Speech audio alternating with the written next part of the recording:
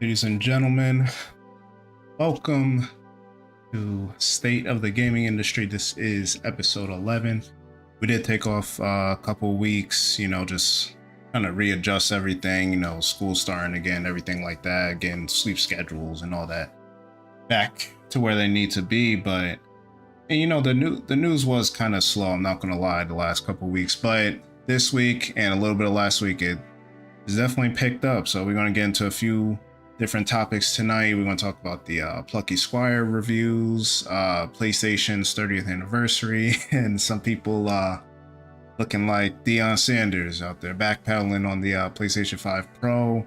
We got some Switch 2 alleged leaks and specs and things like that. So we got a lot to get into. So if you're new to the channel, if you're listening on Spotify, please rate this 5 stars and subscribe to the YouTube channel. Check out my video I posted yesterday, diving deeper into the Switch 2 leaks and everything like that. But we're going to get started like we always do with the weekly game releases. So switch over. So I mentioned it already, Plucky Squire that came out on Tuesday. The reviews seem to be pretty good as far as Metacritic goes. Got an 84. You got Final Fantasy 16 that came to PC as well. I don't know why it says, oh, oops, never mind. Plucky Squire.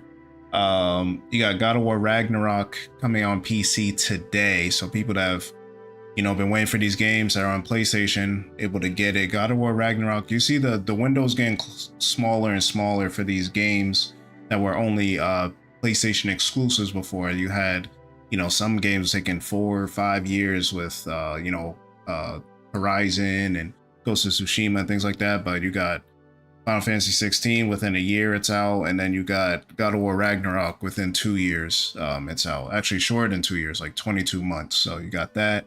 Entoria, The Last Song. This came out today on PC and PS5. Now it got a lot of heat online because of the whole Xbox wasn't responding to them or whatever, but there's like an Italian Renaissance themed Souls-like game, so it doesn't seem like the reviews are that good for it. I haven't seen anyone talking about it, and I see it's a 71 here on Metacritic, so not that good. Yeah, the Dead Rising Deluxe Remaster that came out today digitally. If you want the physical version, you have to wait till November 8th. So classic remake from Capcom. You got this sword, what is this? Broken Sword, Shadow of the Templars. I haven't heard of this game. You got Frostpunk 2 coming out tomorrow, so that's going to be PC only. The PS5 and Xbox Series X versions, there's no release date yet, but Frostpunk 2 got an 86. This is a strategy survival city builder game, and I'm not necessarily into those kind of games. Any type of simulation or city building, like the Tycoon games or Civilization or Age of Empires, all this kind of stuff I'm not really into. But this game has a lot of what I've seen, like a lot of like political stuff in it. So you're not just building cities, like you have to ration out food to certain communities, and there's some like political influences you can have on the world and things like that. So I'm kind of interested in this. It's on Game Pass as well, so I already downloaded it. I do plan to check it out maybe this weekend or some other time after I finish some of the other games I'm playing. But speaking of, so let's get into the games that I am playing. Right now, I'm finishing up Shadow of the Erdtree DLC, for Elden Ring. So I'm probably like 75% done. I say maybe close to 80, but you never know Elden Ring. You go to one area and then you find a cave that leads to this whole other catacomb situation, all that. And I'm not 100% in it. Like I go around, I'll check a guide if I get stuck somewhere, and then I might end up organically popping into somewhere or something. But at this point in the game, I'm kind of killing stuff, not necessarily super easy, but it's not as challenging as I thought it would be. I'd switch the weapons up using the great sword. I'm like a level 179 now, so even leveling up is not doing a lot for me, right? Like it's not like when you level up, you get like one one level onto like your strength or endurance or whatever else. So it's not really helping at this point. Honestly, I might as well throw some of these upgrades on like my faith and stuff like that, and see if that upgrades it a little more, because there's no point of just getting incrementally barely stronger, like adding 5, health points onto your thing. I took a break from Wukong a little bit just because I want to play it by itself. I want to finish out Elden Ring, then get to Wukong, but I also wanted to do the Persona 3 Reload DLC, the what's it called, Aegis episode, or episode Aegis, whatever it's called. It's supposed to be like another 30 hours, so I think I'm gonna do that after I finish Elden Ring and then finish up Wukong. But as far as pickups go, I don't think I've bought anything. Like I said, I downloaded the Persona 3 Reload DLC. Oh, I did pick up Metaphor ReFantazio. As much as I've talked about that game, I finally I had a bunch of points with Best Buy, so I got that physically pre-ordered on PS5, just because listen, when it comes to JRPGs, it's either Switch or PlayStation or Game Pass, and I don't trust Nintendo's. I don't trust Microsoft when it comes to physical games, and JRPGs, hold their value, and that's kind of where I want to play it like that. So I got it for like, I think $11 or something like that, or I got it pretty cheap. So can't wait to play that October 11th. That's pretty much one of my most anticipated games for the year. So can't wait to play that one. But with all that out of the way, we already mentioned it earlier, but let's talk about Plucky Squire. So I thought about doing a video, just like a review roundup for it, but ended up not doing that because of the Switch 2 news and everything like that. So I didn't end up doing that, but we can look at a few of the reviews now. I've seen, like, it's definitely a decent game, especially since it's like, what, $40 or something, or $30? I think it's $30, and then you pay like $50 for the deluxe edition. But let's look at the review. So the user score is actually higher than the Metacritic score. So we can go through. So the generally favorable is based on, but this is PC. So on PS5, that's interesting. So this game seems like way more, maybe people are playing on Steam or Steam Deck, but this game seemed way more like a Switch game. I see only 2 critic reviews for the Switch version, which is interesting. PS5 got 20 reviews, got 78, and then PC got 75 reviews. So let's just look at those, because that's where you got the most. So you got 64 positive, so that's an 8 or above for people that don't know. And then 8 mixed, which is I think it's 6 to 7 is mixed. And then anything under a 6 is not good. So let me just go through a few. So we got some 10 out of 10s. Let's look at this one. This is from GameLiner. They said that all possible futures has created a wonderfully creative game with the Plucky Squire. The book itself is colorful, filled with fun little puzzles, which answers you find by jumping into other pages. Meanwhile, the 3D world on the desk is incredibly detailed. The transition between the 2 worlds is quick and smooth, offer a combination of unique gameplay for young and old. We got some more 10 out of 10s. Even Windows Central gave it a 10 out of 10. They said Plucky Squire combines 2D action adventure with 3D platforming for a fourth wall breaking good time while serving as a family-friendly love letter to the art and literature that creatively inspires us. Okay. So you're going to start seeing some not conflicting reviews, but certain things that people, I guess, didn't mind that other people took a little bit of, not issue with, but things that made it drop down. You have Atomics, they give it a 9.3. They said, thanks to a spectacular puzzle design, visual style that mixes 2D art with super realistic 3D graphics, music that fills your heart, it fills your ears at all times, as well as a story that might seem simple at first, overflows, touches on complex themes, most special experiences of 2024. So yeah, so it seems a lot of people talking about the puzzle design and the graphics and the whole transition from 2D to 3D. However, as I'm trying to find one of the reviews, because I've seen it already, like some of the more negative reviews will say, where they were kind of talking about the like lack of challenge and things like that. This is all the good. maybe like a low 8 we could see. Okay, Voxel, they gave it an 8.5. So I said Plucky Squire's lighthearted experience that always manages to put a smile on the player's face when it's surprised. Although it's more linear than desired, the game constantly plays with our expectations and reinvents its mechanics in an ingenuous and fun way. So that's good. So it doesn't stay the same according to them. But I know for a fact that I've seen some reviews where it just was not that good. Games Radar gave it an 80. Let's see, it's a lot of 8 out of 10. So I'm guessing this game is kind of like an 8 out of 10. Okay, Screen Rant. I kind of go on their website a little bit. So they gave it a 7 out of 10. They said, the essential excitement of turning the page to discover what's next is so powerfully represented in the Plucky Squire, and the game retains energy into its final chapters, even while otherwise lacking notable tension or danger. It's an entertainingly busy book to play through, but it's a pity that many of the Plucky Squire's best ideas are ultimately underexplored. So I guess they felt like there was more to be desired than it seemed like the game was going to bring you something else, and it just never got there. PC Games also 7 out of 10. They said it's short but charming Zelda-like, filled to the brim with ideas and creative twists. Had we not gotten stuck on multiple occasions due to bugs, with the final time costing us our playthrough, we'd recommend it wholeheartedly. So that's, yeah, I don't know. These don't seem that bad. Indie Informer said, in the end, the title's glittering potential is blotted out by its somber execution. Okay.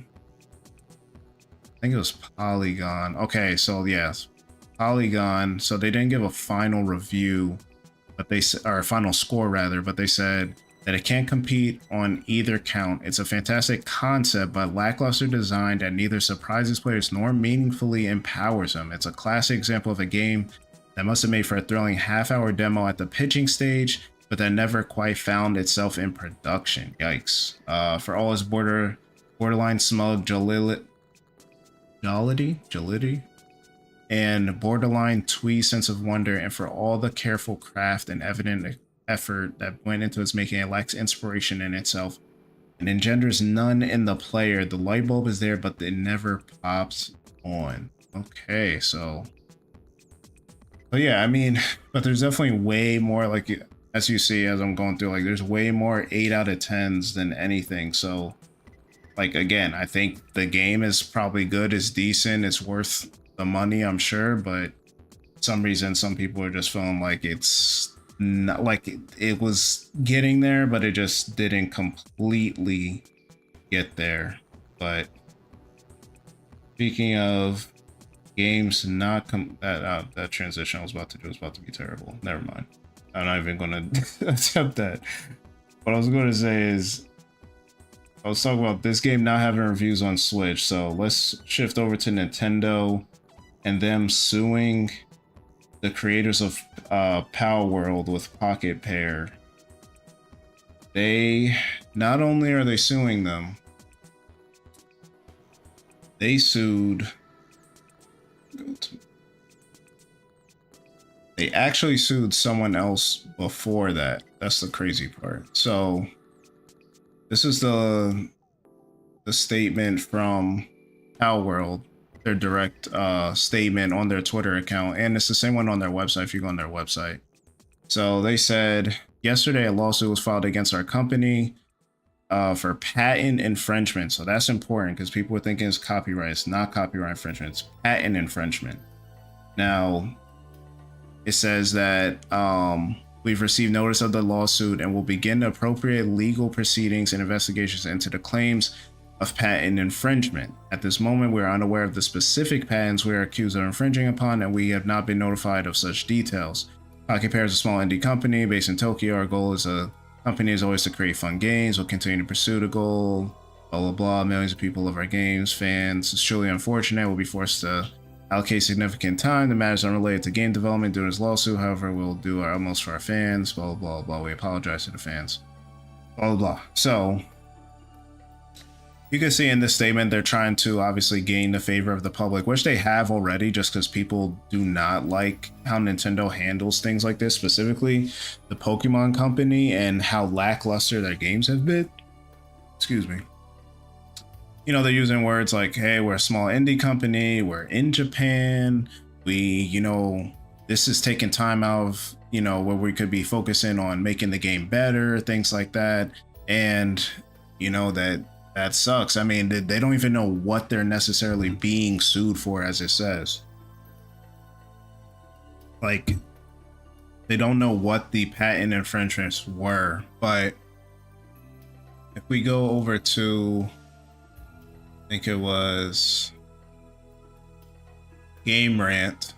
So the timing of this is kind of crazy. So 2 days ago, this article was written, and it says the Pokemon Company won a $15 million lawsuit against a Chinese company for copying Pokemon characters in their video game. So it says they won a $15 million copyright infringement lawsuit. So this is different than the Power World one, which was a patent infringement lawsuit against a Chinese company that copied Pokemon characters in its video games. Over the years, Nintendo Pokemon Company have taken down various games over claims of cloning Pokemon titles. So since the first game was released, blah blah blah. Because it's fun feature premise, okay. So there's been a bunch of copycat games. So this what was it, September 17th, the Pokemon Company announced they had won a copyright infringement case over the turn-based mobile game Pocket Monster reissue. So I mean, the name in and of itself is kind of crazy. So that's literally what it is.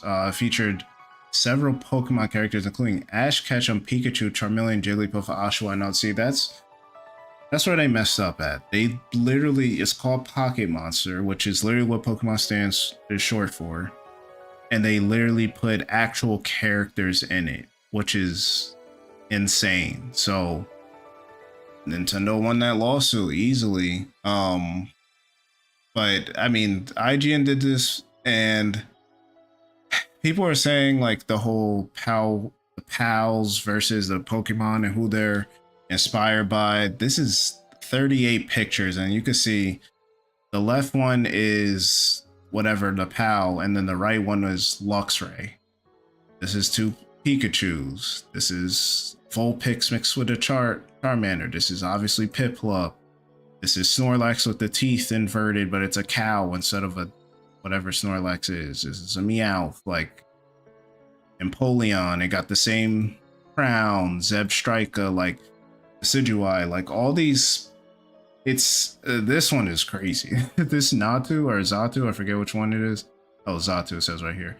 This is insane. Like, but again, they knew, or whatever they did, like Pocketpair had to have known they were going to get come after, but they did whatever, I guess a little bit, just enough for them to not get in trouble. But now they're getting hit with a patent infringement, and I've seen some rumors online like it might be over the actual mechanics of the game, like literally throwing Pokeballs to catch stuff and things like that, which our world does have in it. And I don't know, like I guess the copyright thing was too hard for them to do, because technically Pokemon are all based on actual animals, so it's hard to say, hey, this is the exact thing, unless you put the actual characters in, like that Chinese company that we talked about earlier.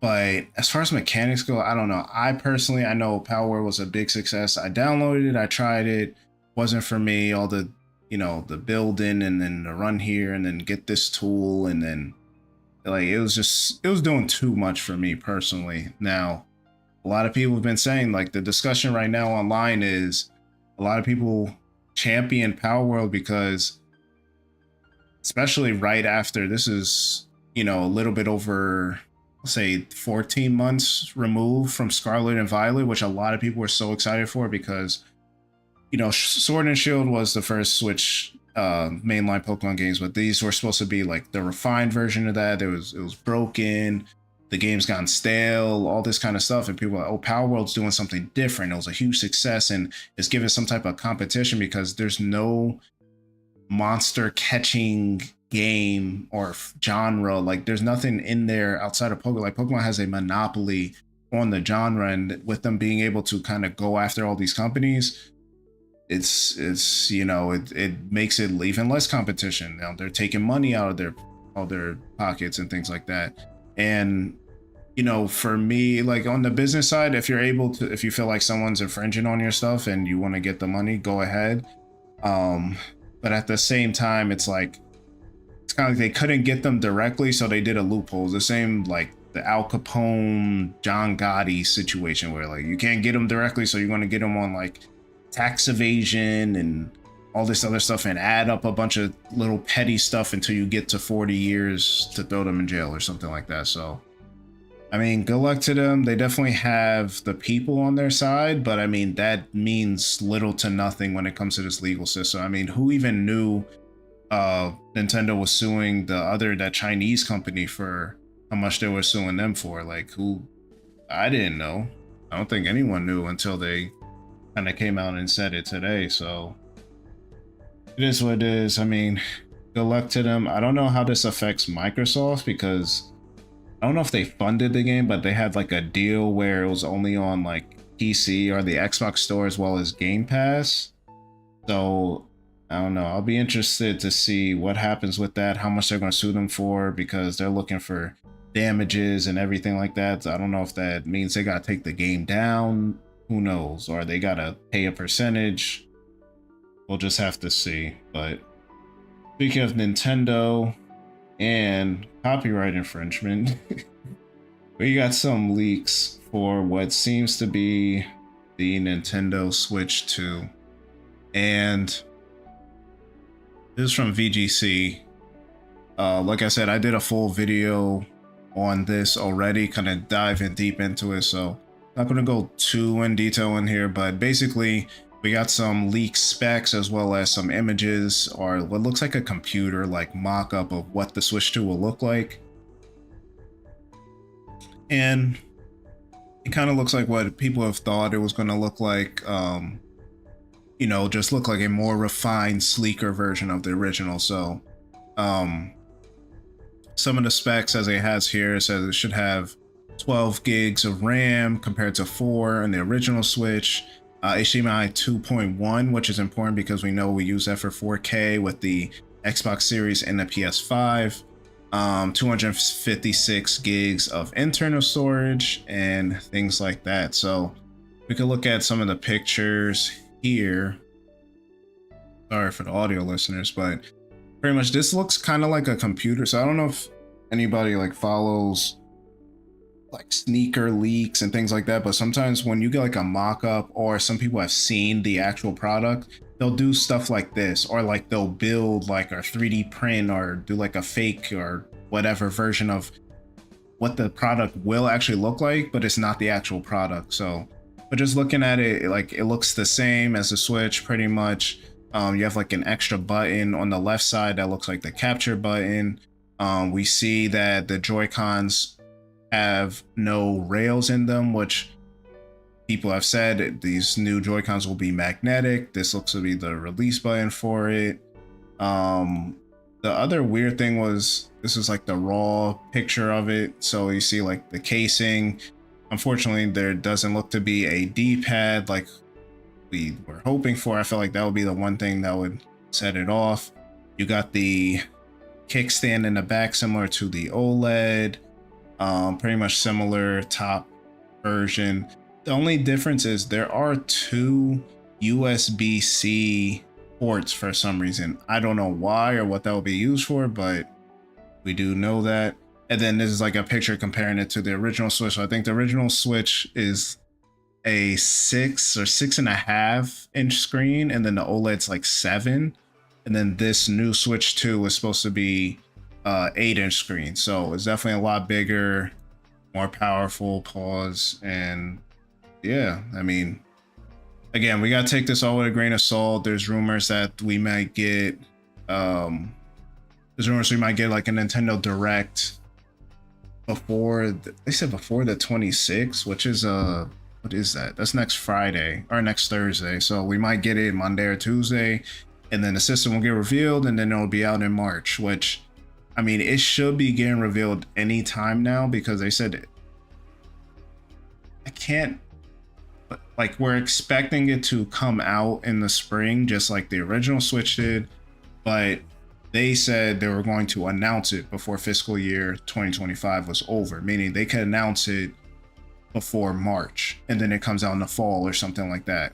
But at the same time, would they launch in like in September, or would they want to wait till the holiday time, or do they want to? They don't want to mess up the holiday this season announcing the Switch 2. Like nobody knows exactly, so we'll just have to wait and see. But like I said, I kind of went more in depth in my previous or my most recent video, so check that one out if you want to see more details on it. And we'll just have to wait and see what Nintendo decides to do.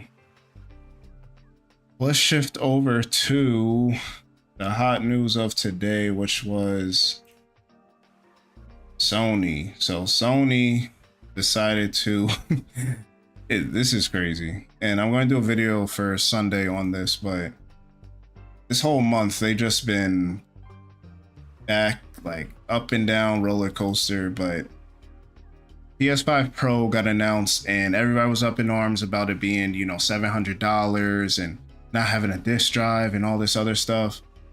And then right after that, we get the announcement of the 30th anniversary edition, which we've seen like mock-ups of this, or people doing like fake plates and cover. I won't call it fake, but like custom covers and things like that that look like the original PlayStation 1. And now we got the official announcement of it. Now what they're doing with it is they're doing a bundle. So I've seen, like I said earlier, I've seen a lot of people backpedaling, looking like Richard Sherman, Deion Sanders, all these people out here, Ed Reed. Everybody was up in arms around this. Oh, Sony's, you know, the worst people in the world, terrible company and all this stuff. And now everybody wants this because it looks like the original PlayStation, which is, I mean, I'm not gonna lie. I saw it and I was like, you know, not the Pro version, but if I could get the regular version, sell my joint and then get that, I wouldn't be mad at it. I definitely like the design of it. But what Sony did was very slick. They're doing it as bundles. So you have to get it with other stuff. Or I think only the Pro version is actually a bundle. You can check on the website, but pretty much you have to buy the PS5 Pro. So it's in this first picture. You have to buy the PS5 Pro. It obviously comes with the regular DualSense controller. It also comes with a dual edge controller and then a PlayStation Portal, as well as their like little other accessories and stuff that you can see on the website. It has the actual bundle here. So it comes with the 2TB SSD, whatever, basically the regular PS5 Pro that's supposed to be coming out in November. It comes with the DualSense controller, DualSense Edge controller, a DualSense charging station, and a console cover for a disc drive, but the disc drive is sold separately. And it also includes a vertical stand and some special collector's items. So we saw like it had stickers and the little ties and all that. It is really dope. It comes in the original PlayStation box, definitely paying homage to that. So that looks cool, but I think I misspoke. So it does not come with the Portal. Is the Portal sold? Okay, so the Portal sold separately. So pretty much the bundle is the system, the controller, the Edge controller, the stand. I don't know whether it's selling that like it's a big thing, which is crazy. It's like, how do you include the stand in this, but no disc drive, but there's no stand in the regular PlayStation 5 Pro? Like that's insane to me. And the fact that they said, oh, it's going to come with a cover for a disc drive, but it doesn't include a disc drive. Like look at this thing.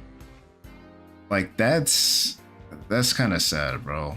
And those disc drives were selling out on Amazon. I think like they only made like 2,000 of them or something, at least as far as Amazon goes. And that's, I don't know, that's kind of crazy to me. So, but if you do want it, you could pre-order it on October 10th. And sorry, pre-order started September 26th, but then the for regular what do you call it? For the, what's it say, pre-orders, regular retailers, it'll be on the 10th. But if you want to get it directly from PlayStation, it'll be the 26th, which is next Friday. But it doesn't say when it comes out. It says when the I guess in November 7th when the regular one comes out, which doesn't make sense to me because the regular, like, why is the DualSense wireless controller? Why is the controller? Yeah, there's not a lot of information here on when everything actually comes out and the logistics, everything, but I don't know, like the other slick thing they did was they didn't put a price on it. I've never heard, I mean, maybe it's happened before. I've never seen a company announce a whole system or bundle and all this stuff, and they don't mention a single, like a lick of when the game is actually going, or when the system's actually going to come out. Like, I don't understand that. That's kind of crazy, but I'm telling you right now, don't expect to get that bundle for less than 1,000. It might be 1,100. It might be 1099 or whatever they 1099.99, because you got the PlayStation 5 Pro, that's 700, the DualSense Edge, that's 200, I believe. So that's already what, 900 right there. Then I think that's it, honestly. What else did it come with? Maybe it'll be 9, I don't know. Maybe it'll be, I can't see it being 899. I feel like they want to just sell for 1,000 and call it a day. And they're limiting it down to 12,300 units, and that's like etched in there, so it's gonna be numbered like 1 out of 12,300 or 755 out of 12,300 because it came out December 3rd, 1994. So I don't know. I think the controller I'm probably gonna get, I'd hope it's not something crazy like $100 or something like that. People are talking about scalpers and things like that. Yeah, of course it's, I mean, people are going to scalp it. Some people want this thing. It's going to be super duper limited, even though it's $1,000. It's for the 30th anniversary. Like, these big anniversary consoles are always going to sell out because people want them, collectors want it, scalpers want them, everything like that. So yeah, I mean, if you want it, pre-orders start next week. I think everybody's going to log in to pre-order, and then they're going to really see how much this thing's going to cost. And some people might back out. Some people are just going to be like, listen, I already mentally prepared and committed to it, so I'm just going to buy it. But speaking of the PS5 Pro, we did get news. This always happens. The SRB will, they have to see games or play a little bit of a game to be able to rate it. So they did do a rating for the Horizon Zero Dawn Remastered, and PlayStation's continuing with this streak of putting out remastered versions of games that are not that old, right? Like Horizon Zero Dawn came out in 2017, so 7 years ago, and yet here we are. So I mean, not for nothing, Last of Us Part 2 came out in 2020, and we got a remaster for that in, what, earlier this year. So yeah, I'm not sure why, like, Horizon has been getting pushed a lot. Like, Sony treats this thing like it's Mario or something. Like, we got, as it says here, you got Horizon Zero Dawn in 2017. Then it came out on it came out on PC in 2020. Then you got Forbidden West in 2022. You got the DLC in 2023. You got the what do you call it? The VR game, I think last year as well, 2023. Then it says here, I got a update in 2021 to run 60 frames. Then it says Guerrilla's working on a multiplayer game. There's a Lego Horizon Adventure game that's also coming out on Switch. I believe there's a Horizon TV show also in the works. Like, they're pushing Horizon a lot. And I mean, I bought the first one because it was like $8. I got it like super cheap, but I'm not too sure what they're doing with this. I mean, someone's gonna buy it, of course, but it's just like, I don't get it. Again, it's not for me. People can buy if they want to. I'm sure the game's good. I don't know why I couldn't really get into it that much. Maybe it's because it was too similar to Breath of the Wild, and I wasn't really into Breath of the Wild when it first came out, but eventually I'll give it another try. Will I play through Forbidden West and all that? I don't know. That remains to be seen, but we'll just have to see. Now, a game that is not getting remastered but will be getting a whole new sequel is Kingdom Hearts 4, and it seems like Kingdom Hearts, Kingdom Hearts 2 came out in what, 20 years ago or something like that, 18 years ago, something like that.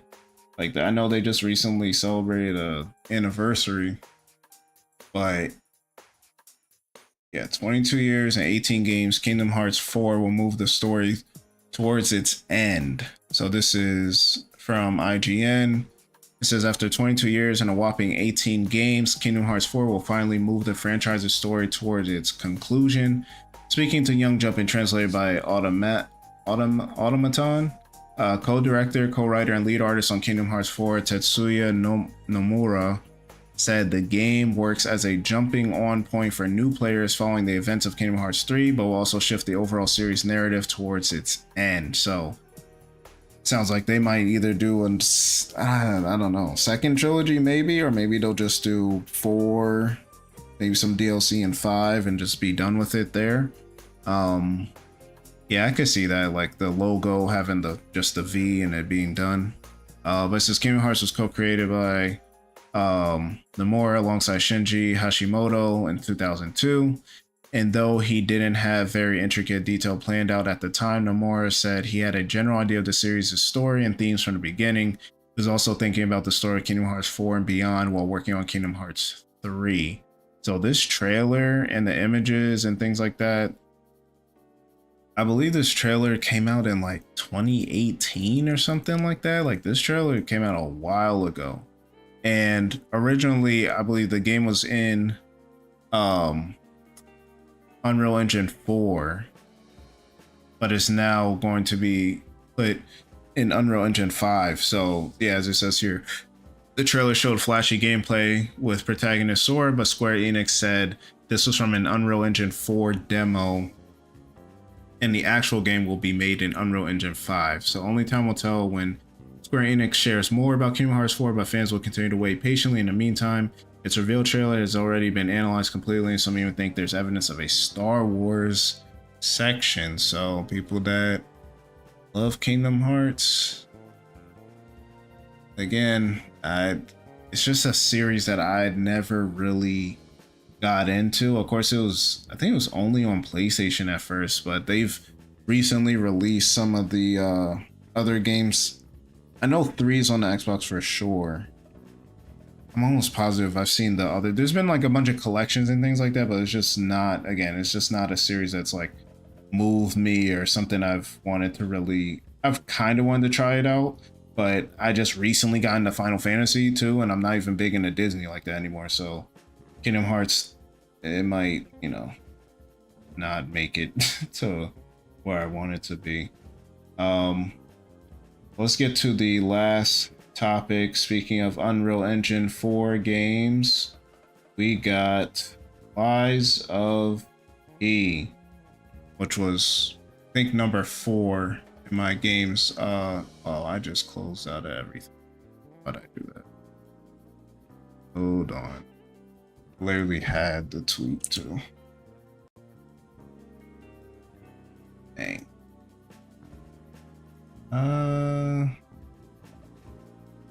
Anyway, while I'm pulling it up, basically the company came out and announced that they were going to be, they're working on the DLC right now, as well as the sequel. So I cannot see that at all. Oh, can't zoom into these type of pictures. I wonder if I can make it. There we go. All right, so it says, "Dear citizens of Krat, this is Jaewon Choi, the director of Lies of P. It's hard to believe that a year has passed since we first invited you to Krat." That is crazy. That game did come out last, I think it was, yeah, September, what, 19th? It was supposed to be the 30th or something. They moved it up. So as we endure the heat of Korea's hottest summer yet, so I guess we're going through a heat wave over there. I didn't know that. Diligently work on the upcoming DLC. Your continuous support and love are everything to us and motivate us to build on the world of Lies of P. My goal as director, which is to create an enjoyable game, has never wavered. Your feedback and encouragement have been and will always be a constant source of inspiration for me. For the DLC of the Lies of P and the sequel, We aim to do better on what we did well and improve in areas we have room to grow. It might sound simple, but I found that sticking to the basics is anything but easy. Thankfully, I have amazing colleagues.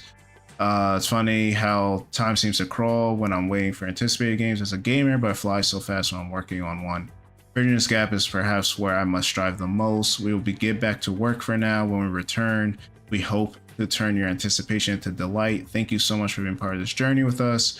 Yours truly, Jiwon Choi. PS, by the way, here's a new song and artwork from the DLC. Can you imagine what new story will unfold? So they did link, the first one is a YouTube link to a new song and a soundtrack, and then this is a picture on their, I guess their community page, but it's, you see well, so I don't know if that's his actual, no spoilers, but you're in like a snow area and you see a giant tower or lighthouse, which was mentioned in the game, no spoilers, so seem interesting. And if you see at the end of the game, there, I don't want to call it a secret ending, there was something that lets you know like this might be fighting I don't know how to not spoil it, a wizard of some sort. We'll just leave it at that. So that's it. Great to be back. Of course, 40 minutes. Normally we do like 25, 30, but 40 minutes is a lot to talk about. Like I said, check out my most recent video I did on just looking at the Switch 2, what I think about it, the leaks, if it's real, where do we go from here, anything like that. And then Sunday, I'm most likely going to do a video on kind of like wrapping up all of Sony's like crazy September, how it's been, like from Concord to Astrobot to the PS5 Pro, then Anniversary Edition, then there might be a State of Play. Like there's a lot possibly happening with Sony. They're having one of the craziest up and down months I've seen in a long time. So definitely look out for that. Again, subscribe if you haven't already. If you are listening, please do rate it 5-star. Check the polls. I do leave a poll on each episode, so definitely check those out, vote on those, get the engagement up and everything like that, leave a comment and everything like that. But